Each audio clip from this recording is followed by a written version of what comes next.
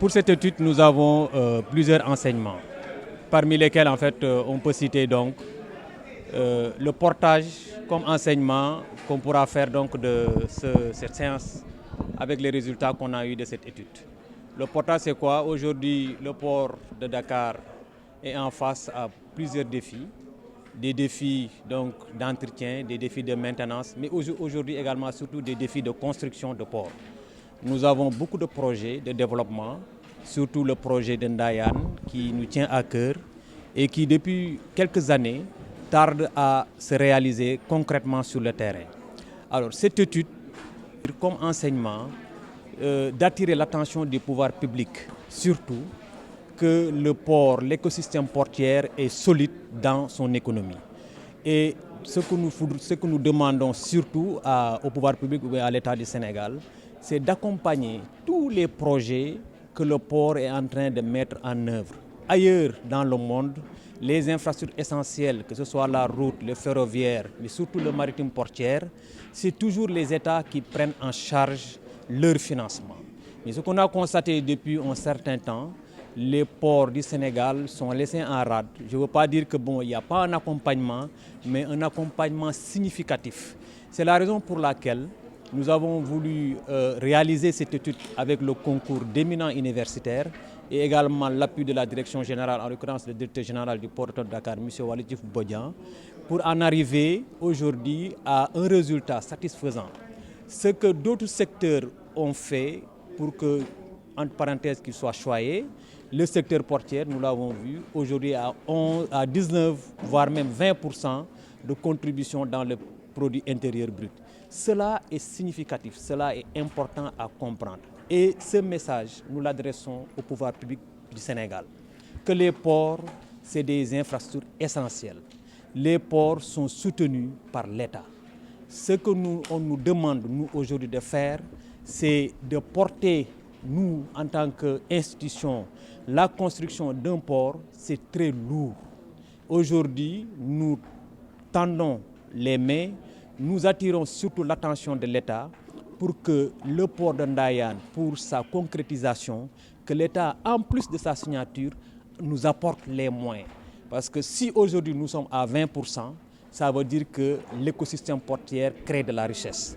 Et demain, s'il y a des investissements significatifs dans ce secteur, ça veut dire qu'il y aura un retour d'investissement. Et je crois qu'aujourd'hui, l'État est représenté à travers le conseil d'administration. Le président du conseil d'administration était là. Et sa mission également, c'était de faire le portage de ce message. Et je crois que d'ici peu de temps, l'État en fait reviendra vers nous pour nous accompagner dans la réalisation de la plupart de nos projets. C'est avec un réel plaisir que je prends la parole à l'occasion de cet atelier consacré à la restitution et au partage des résultats de l'étude sur la contribution de l'écosystème portuaire au produit intérieur brut du Sénégal. Je voudrais d'abord saisir cette occasion pour féliciter chaleureusement l'amicale des cadres du port autonome de Dakar pour cette heureuse initiative menée avec l'appui de la direction générale du port.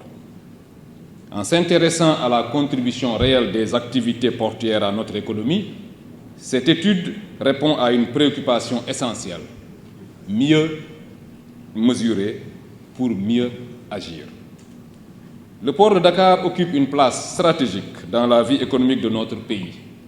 Il est la principale porte d'entrée et de sortie des échanges commerciaux du Sénégal et joue un rôle déterminant dans l'approvisionnement du marché national, le développement de nos exportations et la desserte des pays de l'Interland.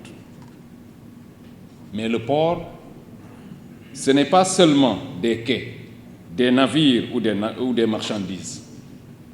C'est tout un écosystème qui fait vivre des milliers de personnes, entreprises de manutention, transporteurs, consignataires, transitaires, industriels, prestataires de services et de nombreux autres métiers qui participent chaque jour à la création de richesses et d'emplois. Les résultats qui seront présentés aujourd'hui permettront de mieux apprécier cette contribution et de disposer d'éléments objectifs pour accompagner les décisions publiques et les investissements futurs. Cette réflexion qui nous réunit aujourd'hui intervient à un moment charnière de l'histoire du port autonome de Dakar et ses prolongements, en l'occurrence les ports régionaux. Avec le plan de repositionnement du port, nous avons engagé une nouvelle dynamique pour adapter notre système portuaire aux profondes mutations du commerce maritime mondial. Cette ambition est claire: faire du Sénégal un hub logistique et portuaire de référence à l'échelle internationale, capable d'offrir des infrastructures modernes, des services performants et une connectivité renforcée au bénéfice de notre économie et de toute la sous-région. Cette ambition s'appuie sur des projets structurants, au premier rang desquels le développement du port de Ndayane, la modernisation des infrastructures existantes, la transition numérique, l'amélioration continue de la qualité des services et le renforcement de la compétitivité de notre plateforme portuaire. Je suis convaincu que les conclusions de cette étude viendront enrichir cette dynamique en mettant en évidence la valeur économique créée par l'ensemble des acteurs de l'écosystème portuaire. Elle constitue un outil d'aide à la décision pour les pouvoirs publics, mais aussi un argument fort pour promouvoir davantage le secteur portuaire sénégalais. Je tiens à saluer l'initiative de l'Amicale des cadres du port autonome de Dakar, ainsi que l'accompagnement de la Direction générale du port, qui ont permis la réalisation de ce travail d'analyse. Ce travail qui sera partagé tout à l'heure témoigne du sérieux et de l'expertise des cadres portuaires. Le secteur maritime et portuaire est aujourd'hui l'un des piliers de notre économie nationale.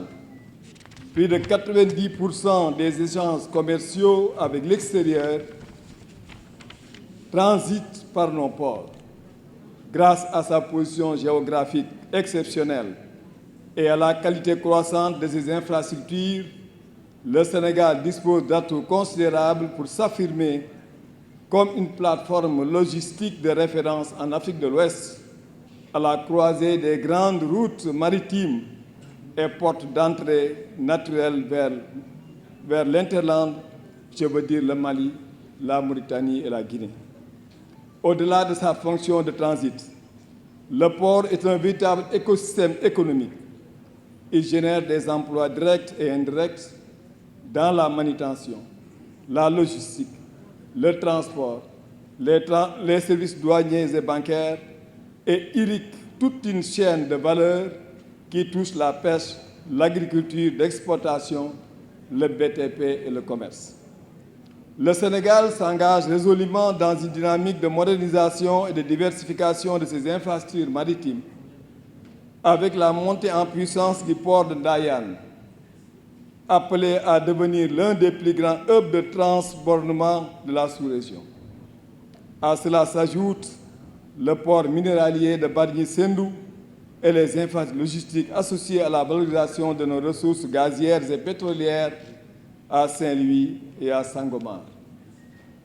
Ces nouveaux ports ne concurrencent pas le port autonome de Dakar. Ils le complètent, le désengorgent et permettent au Sénégal de se positionner sur des segments à plus forte valeur ajoutée, ouvrant des opportunités considérables en matière d'investissement, d'emploi et de transfert de compétences. Vous me permettez d'insister sur un point qui me tient à cœur, la place des ports régionaux, en l'occurrence Kaolack, ma région, Ziguinchor, Saint-Louis et Foundiougne, Ndakhomba, dans cette dynamique nationale. Trop souvent, l'attention se porte exclusivement sur le port de Dakar, au risque d'occulter leur contribution réelle. Ces ports permettent l'évacuation de productions locales, agricoles comme halieutiques, des enclaves des régions éloignées des grands axes logistiques et participent à l'aménagement équilibré du territoire en cohérence avec la vision Sénégal 2050. Le transfert de la gestion au port autonome de Dakar, dans le cadre du décret 2023-353, traduit la volonté de l'État de professionnaliser leur gestion et de mutualiser les ressources, une réforme dont nous devons continuer à mesurer et accompagner les bénéfices. Dans ce contexte, il est plus que jamais nécessaire de disposer d'indicateurs fiables pour mesurer l'apport réel des activités portuaires. c'est le port de Dakar, les nouveaux ports et les ports régionaux, à la richesse nationale, à l'emploi, à la compétitivité et à l'intégration régionale. C'est tout l'intérêt de l'étude qui nous réunit aujourd'hui. Ces résultats devraient éclairer les décisions publiques, orienter les investissements et conforter la place de l'écosystème portuaire comme moteur d'une croissance durable et inclusive.